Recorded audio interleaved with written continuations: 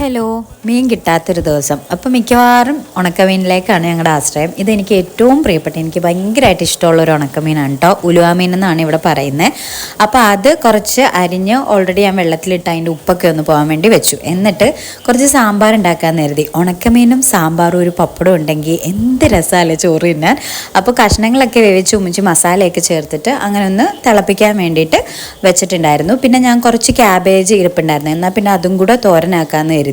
അങ്ങനെ അതിൻ്റെ ആ ഒരു മസാലയൊക്കെ ചേർത്ത് ക്യാബേജ് നല്ല സ്ലൈസ് ചെയ്ത്, അതായത് നല്ല ചെറുതായിട്ട് ഇങ്ങനെ അരിഞ്ഞ് വെച്ചിട്ടുണ്ടായിരുന്നു. അപ്പോൾ അതൊക്കെ ചേർത്ത് ഒന്ന് മൂടി വെച്ചു. അപ്പോഴത്തേക്കിനും നമ്മുടെ സാമ്പാറൊക്കെ ഒന്ന് തിളച്ച് വന്നിട്ടുണ്ടായിരുന്നു.